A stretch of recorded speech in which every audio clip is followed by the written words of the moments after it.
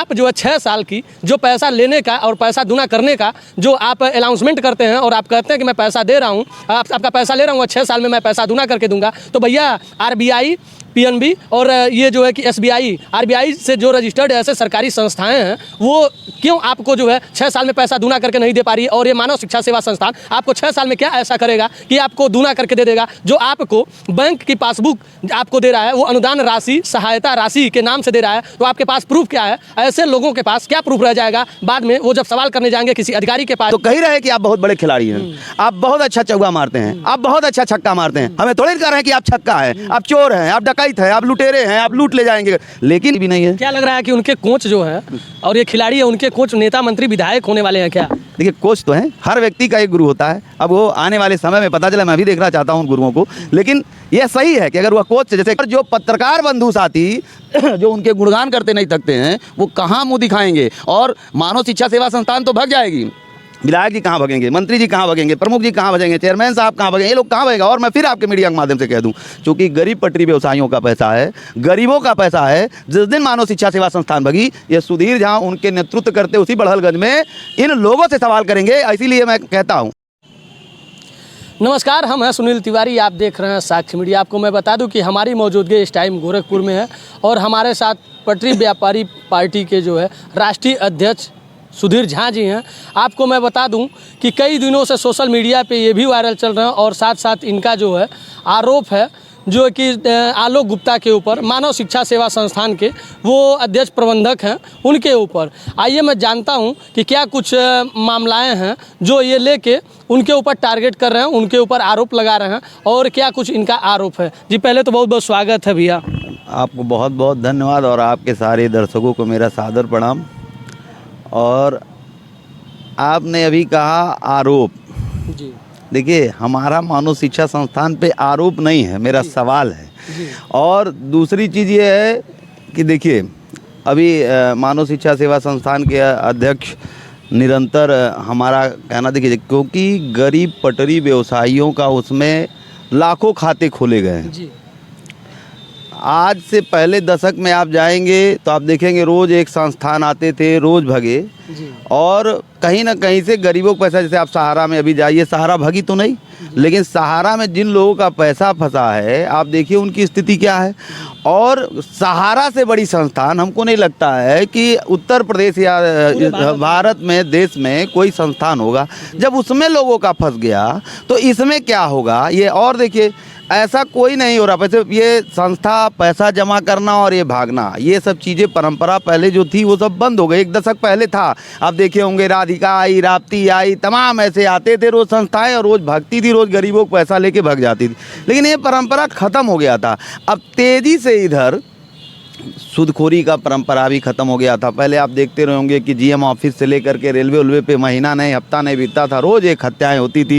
ये ख़त्म हो गया था, कहीं ना कहीं से ये फिर पनप रहा था। उसके लिए हमारी एक मुहिम है जिसमें धन्यवाद देना चाहते हैं माननीय मुख्यमंत्री जी को। माननीय मुख्यमंत्री जी ने व्यक्तिगत संज्ञान लिया, सूदखोरों के लिए एक टीम बनाई, पूरे थाना अध्यक्षों को निर्देशित किया, सारे सूदखोरों पर कार्रवाई हुई। कहीं ना कहीं बेलगाम सूदखोर जो थे, कहीं ना कहीं उनके ऊपर इस कार्रवाई से एक देखने को मिला और कहीं ना कहीं जो उत्पीड़न था वो कम भी हुआ, क्योंकि 1 महीने के अंदर हमने 2 पटरी व्यवसायों को खोया।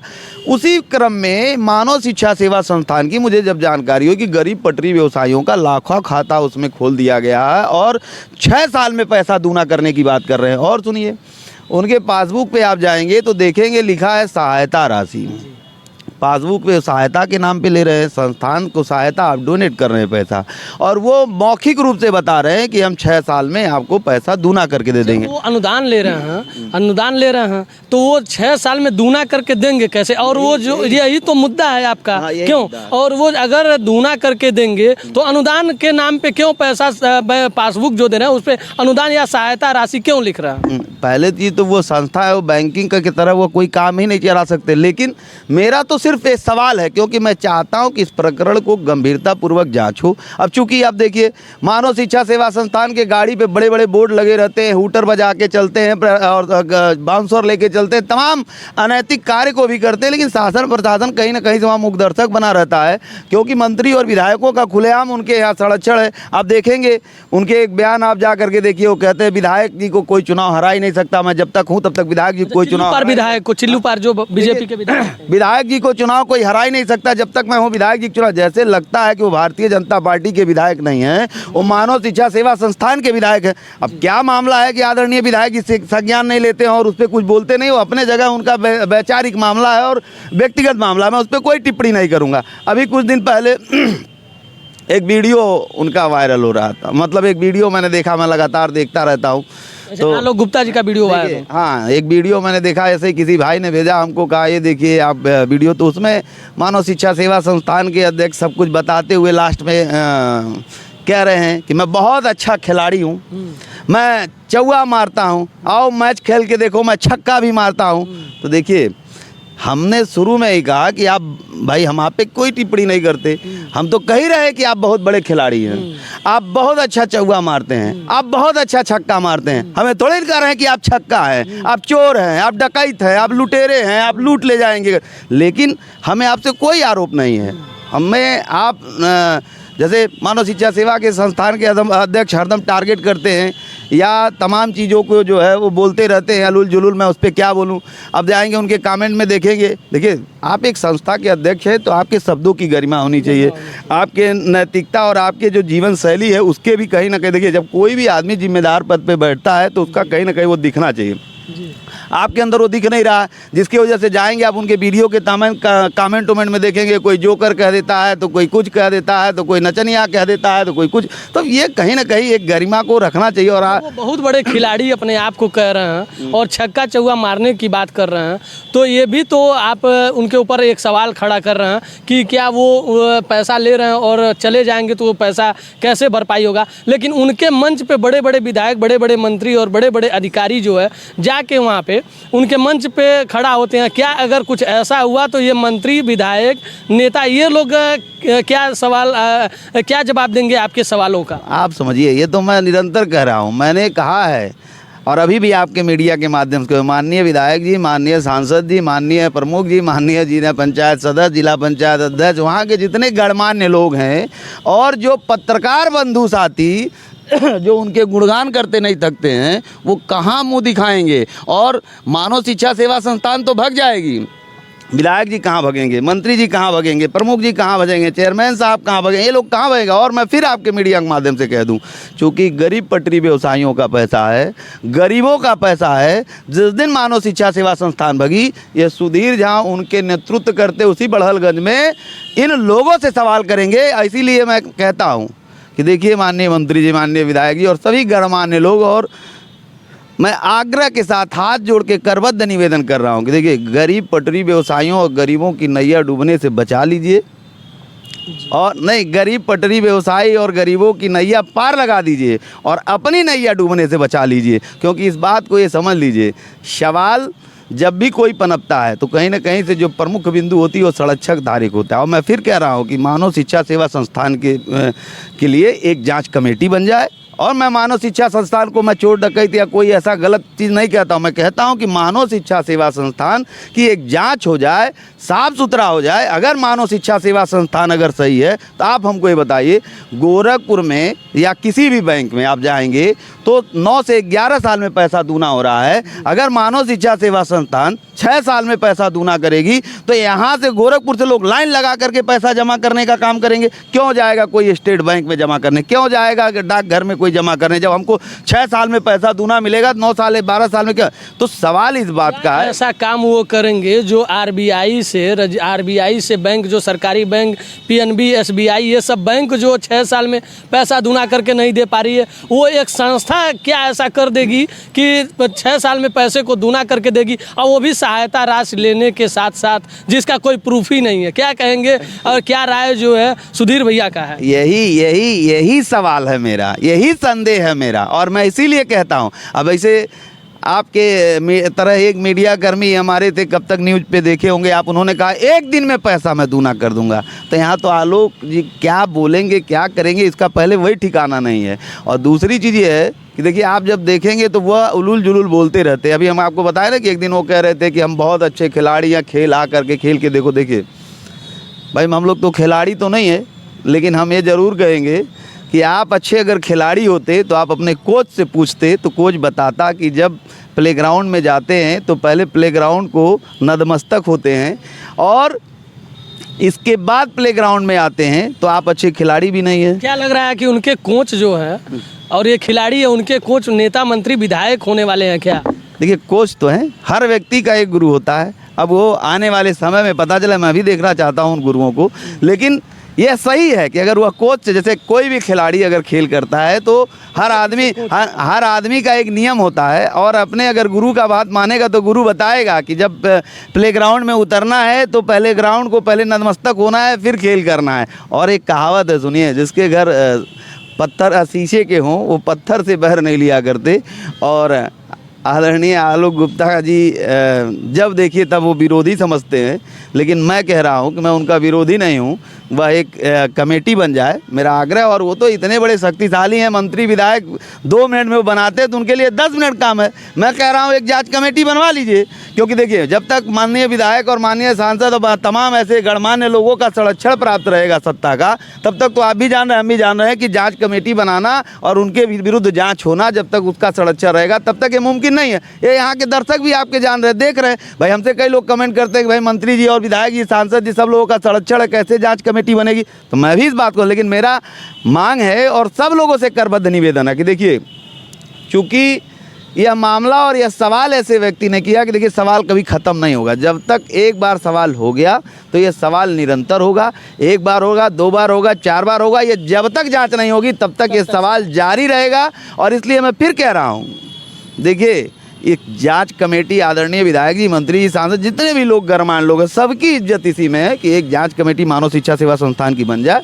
जो चीज़ है वो स्पष्ट, निष्पक्ष, एकदम आम पब्लिक के सामने आ जाए। अगर वह सही है, देखिए अगर आलोक गुप्ता जी सही हैं तो उनके ऊपर आरोप लगा करके मैं खुद नहीं कलंकित होना चाहता, लेकिन अगर आलोक गुप्ता जी गलत हैं तो फिर तो जान रहे थे, तो छोड़ने का कोई तो सवाल ही नहीं है। तो सवाल 2 है, तो मुझे खुद कलंकित होने से बचा लें ये लोग, क्योंकि मैं खुद चाहता हूं। और आलोक गुप्ता जी खुद बार बार कहते हैं मंत्री विधायक 10 मिनट बनाते, तो मंत्री विधायक 10 मिनट बनाते तो उनके लिए जाँच कमेटी 10 मिनट का काम, जाँच कमेटी बन जाएगी, साफ हो जाएगी और ये हो जाएगा कि मानव शिक्षा सेवा संस्थान सही है, 6 साल में पैसा दूना करता है। तो ये मीडिया के सामने मैं खुद कह रहा हूँ, मैं बड़हलगंज चलूंगा और आलोक गुप्ता जी के यहाँ मैं भी खाता खुलवाऊंगा, और इसके बाद एक माला पहनाऊंगा। वो माला छोटा नहीं, ऐतिहासिक मोटा माला पहनाऊंगा और आलोक गुप्ता जी का खुद स्वागत करूंगा। क्योंकि देखिए बार बार आलोक गुप्ता जी हमको विरोधी थोड़ी ना हो, मैं तो जो सवाल है, क्योंकि देखिए गरीब पटरी व्यवसायियों का पैसा या गरीब पटरी व्यवसायियों के साथ अगर कोई छल करना चाहेगा, गरीबों के साथ अगर कोई छल करना चाहेगा, तो देखिए पटरी व्यापारी पार्टी की जिस दिन हमने स्थापना की तो सिर्फ इसीलिए कि गरीबों का, किसानों का, मजदूरों का, छात्रों का, नौजवानों का, असहायों का, गरीब पटरी व्यवसायियों का विशेष तौर पर लड़ाई लड़ने के लिए हमने पटरी व्यापारी पार्टी का स्थापना की, क्योंकि इनको न्याय और इनके हक हकूक़ की लड़ाई को लड़ने के लिए और मजबूती से लड़ने के लिए, इसी के लिए हमने पार्टी का ही स्थापना किया। तो हमारी नैतिक जिम्मेदारी है और इस मामले में किसी भी दशा में कोई क्षमा नहीं किया जाएगा। अगर ऐसा हुआ, देखिए ईश्वर ना करे कि अगर गरीब पटरी मानव शिक्षा सेवा संस्थान भगी या कोई ऐसा घटना घटित हुआ, दुर्भाग्यपूर्ण अगर ऐसा रहा, तो ये तो जान लीजिए सवाल के घेरे में जितने भी लोग कहीं ना कहीं से मंचों के शोभा बने हैं। मैं फिर कह रहा हूँ कि आदरणीय विधायक जी, मंत्री जी, गरीबों का नैया डूबने से बचा दीजिए और अपने गरीबों का नैया पार लगा दीजिए और अपनी नैया डूबने से बचा लीजिए। क्योंकि इस बात को जान लीजिए, आज मीडिया कर्मी ही नहीं, एक एक व्यक्ति इस बात को जान रहा है और देख रहा है और आपसे जानना चाह रहा है। देखिए भाई, आपने कहीं ना कहीं से प्रत्यक्ष अर्थ अप्रत्यक्ष रूप से गजपुर के शादी कार्यक्रम में ना जाकर के एक तो समर्थन कर दिया कि भाई कहीं ना कहीं से आप भी इस मामले पे हैं, लेकिन ऐसे नहीं चलेगा। आप एक जांच कमेटी बना के दूध का दूध, पानी का पानी कर दीजिए और जो सही है वो सबके सामने आए। और फिर मैं कह दूं, एकदम स्पष्ट जान लीजिए कि जब तक यह मामला क्लियर टू क्लियर नहीं होगा तब तक यह जारी रहेगा। अब फिर मैं आलोक गुप्ता जी कह दूं, मैं आपका विरोधी नहीं हूं, मैं आपका दुश्मन नहीं हूं, मैं आपसे कोई दुर्व्यवहार नहीं करता। मैं देखिए शब्दों की गरिमा तो मैं ऐसे भी रखता हूं, मैं आपकी तरह कोई भी चीज़ों का शब्दों का लूज टाक करना भी नहीं जानता, ना करूंगा। लेकिन हाँ ये है कि देखिए आप अध्यक्ष हैं और अध्यक्ष की गरिमा बनाइए, और जिस तरीके की आप कार्य करते हैं उससे आपके जो प्रति कमेंट दिखता है तो कहीं ना कहीं एक गरिमा वाले पदों का मजाक हो रहा है, उस पर भी आप ध्यान दीजिए। और मेरा आग्रह है कि जिस तरीके से आप 10 मिनट में विधायक मंत्री बनाते हैं उसी तरह 10 मिनट में कमेटी बना के इसकी जाँच करा के दूध का दूध पानी का पानी करिए, और ये क्लियर करिए आम लोगों के सामने कि मानव शिक्षा सेवा संस्थान स्वच्छ है, निष्पक्ष है और स्पष्ट है, और यह सही में लोगों को 6 साल में पैसा दूना काम करके देगी। और यह स्पष्ट करिए, नहीं तो ये सवाल निरंतर जारी रहेगा। और मैं फिर कह रहा हूं, मेरा आप पे कोई आरोप नहीं है, मेरा कोई आपसे, लेकिन सवाल है, इस सवाल का जवाब जब तक नहीं मिलेगा तब तक जारी रहेगा। जी आइए देखिए, मैं बात कर रहा था पटरी व्यापारी पार्टी के राष्ट्रीय अध्यक्ष सुधीर झा जी से, और साथ साथ निरंतर आप देख रहे होंगे सोशल मीडिया पे इस टाइम जो है इनका जो है सवाल जो है कि मानव शिक्षा सेवा संस्थान के आलोक गुप्ता के ऊपर है। और आपको मैं बता दूं कि मुख्यमंत्री का शहर है और मुख्यमंत्री के शहर में कई ऐसे विधायक मंत्री नेता हैं जो कि मानव शिक्षा सेवा संस्थान के मंच पे जाते हैं और उस मंच से अपना जो है उनको वर्चस्व बढ़ाने का कार्य करते हैं। लेकिन साथ साथ एक सवाल ये है कि आप जो है 6 साल की जो पैसा लेने का और पैसा दूना करने का जो आप अनाउंसमेंट करते हैं और आप कहते हैं कि मैं पैसा दे रहा हूँ, आपका पैसा ले रहा हूँ और 6 साल में मैं पैसा दूना करके दूंगा, तो भैया RBI PNB और ये जो है कि SBI RBI से जो रजिस्टर्ड ऐसे सरकारी संस्थाएं हैं वो क्यों आपको जो है 6 साल में पैसा दूना करके नहीं दे पा रही है। और ये मानव शिक्षा सेवा संस्थान आपको 6 साल में क्या ऐसा करेगा कि आपको दूना करके दे देगा। जो आपको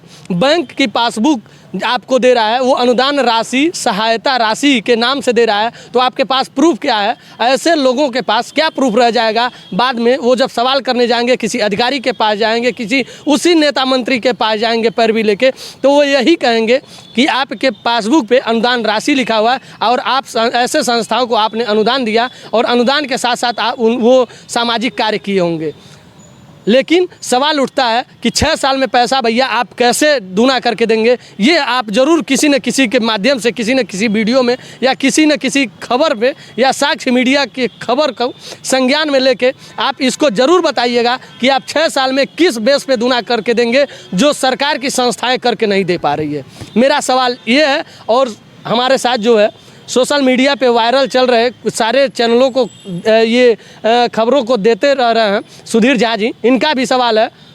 तो इस सवाल पे आलोक गुप्ता जी, अब साक्ष्य मीडिया की टीम बराबर निरंतर खबरों को, आपके खबरों को फॉलोअप करने के लिए लग गई है। और आप अगर ऐसा काम कर रहे हैं, गरीबों के साथ सामाजिक कार्य कर रहे हैं तो अच्छी बात है, लेकिन अगर गरीबों के साथ ऐसा अन्याय हुआ तो साक्ष्य मीडिया की टीम खबर चलाने से कोई रोक नहीं पाएगा, चाहे कोई भी हो।